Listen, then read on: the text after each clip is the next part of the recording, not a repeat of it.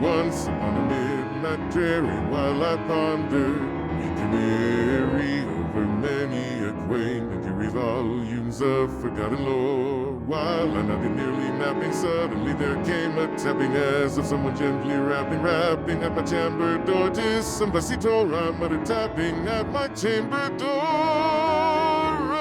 Only this and nothing more.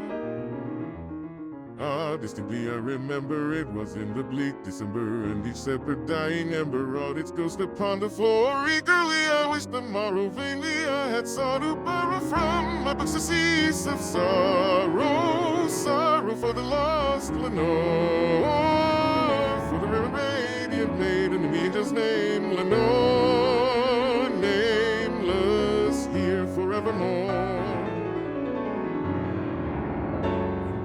Sad and certain rustling of each purple curtain filled me with fantastic terrors never felt before, so that now to still the beating of my heart I stood repeating to some recitatory entreating entrance at my chamber door, some late recitatory entrance at my chamber door.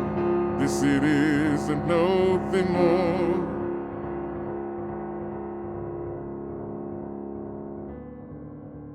Presently my soul grew stronger, hesitating then no longer. Sir, said I, oh madam, truly your forgiveness I implore, but the fact is I was napping up, so gently you came rapping up, so faintly you came tapping at my chamber door, that I scarce was sure I heard you.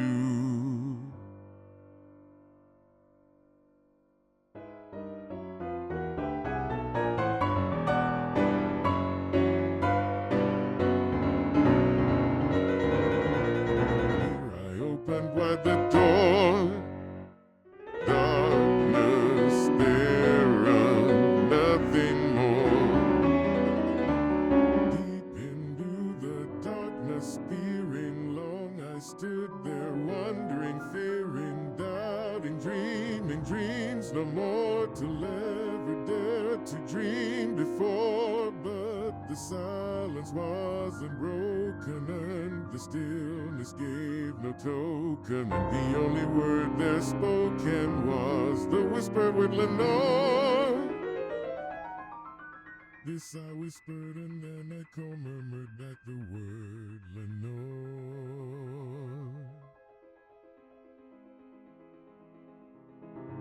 Merely this and nothing more.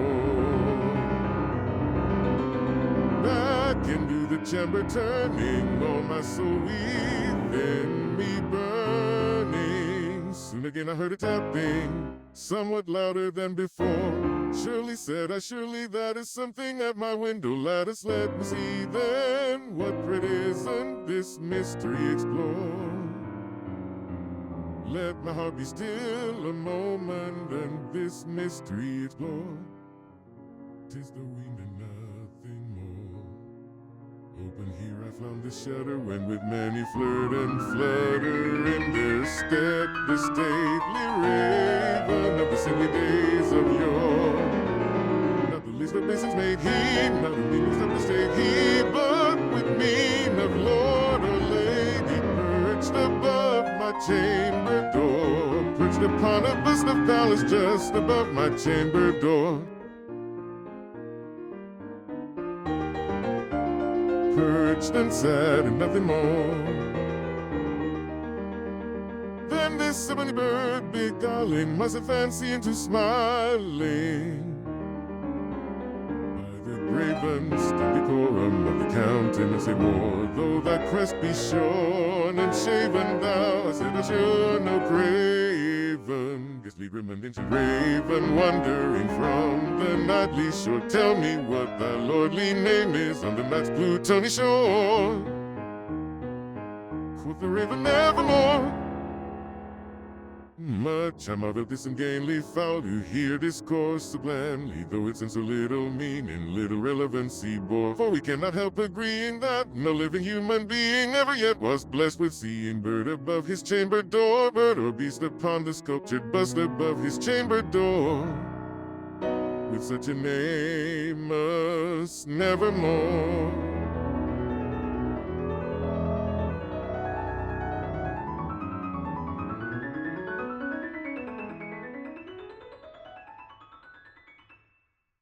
But the raven sitting lonely on the placid bust spoke only that one word, as if his soul in that one word he did outpour. Nothing farther than he uttered, not a feather then he fluttered, till I scarcely more than muttered, other friends have flown before. On the morrow he will leave me, as my hopes have flown before. Then the bird said nevermore. Startled at the stillness broken by reply so aptly spoken, doubtless said I, what it utters is its only stoken store, caught from some unhappy master whom unmerciful disaster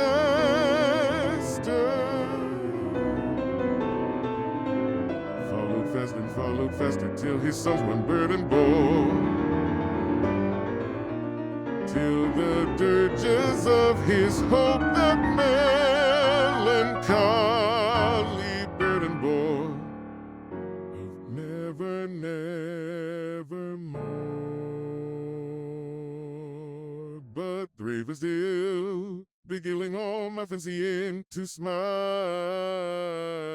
straight, I wheeled a cushion, sit in front of burden bust and door, then upon the velvet sinking I betook myself to linking fancy unto fancy, thinking what this ominous bird of yo, what this grim and gainly ghastly gaunt and ominous bird of your mended broken nevermore.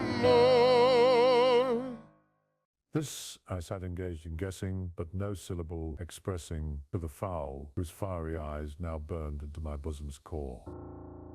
This and more I sat divining, with my head at ease reclining on the cushion's velvet lining that the lamplight gloated o'er, but whose velvet violet lining with the lamplight gloating o'er.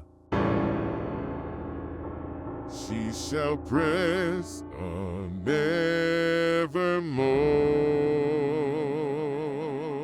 Then I thought the air grew denser, perfumed by an unseen censer, swarmed by seraphim whose foot Faustin caught on the tufted floor. Wretched right by God hath led thee, by these angels he hath said thee, respite and nepenthe from the memories of Lenore. Quaff, oh quaff this kind nepenthe, and forget this lost Lenore. Quoth the raven nevermore. Prophet, said I, thing of evil, prophet still, if bird or devil, where the tempters send or where the tempters toss the hero shore, desolate yet all undaunted on this desert land enchanted, on this home by horror haunted. Tell me truly, I implore, is there balm in Gilead? Tell me, I implore, quoth the raven nevermore.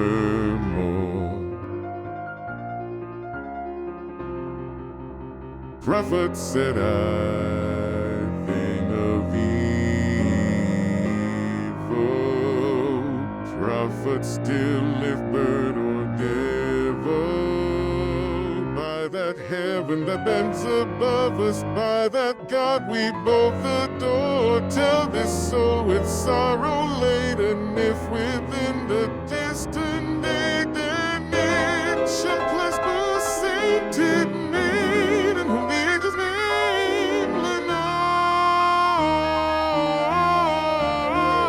Clasp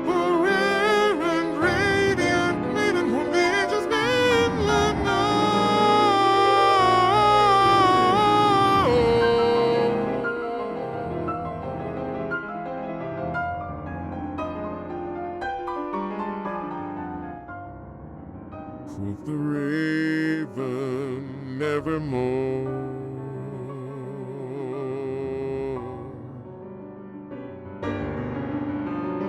Be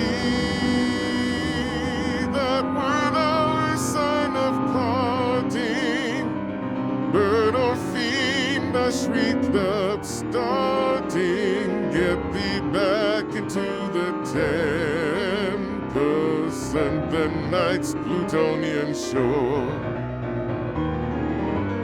Leave no black plume as a token of that lie the soul hath spoken.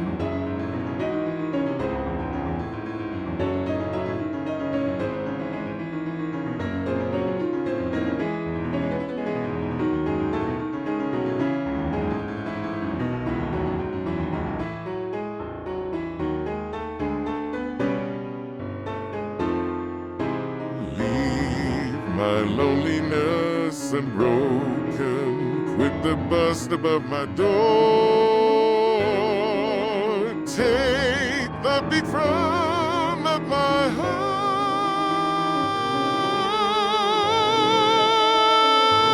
and take thy form from off my door.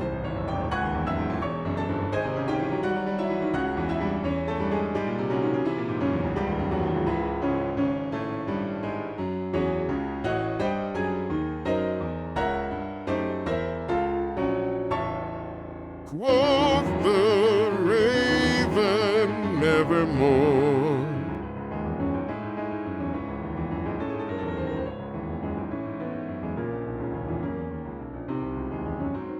And the raven never flitting, still is sitting, still is sitting on the pallid bust of Pallas just above my chamber door. And his eyes have a seeming of a demon's that is dreaming. And the lamplight o'er him streaming throws his shadow on the floor. And my soul from out that shadow that lies floating on the floor shall be lifted nevermore.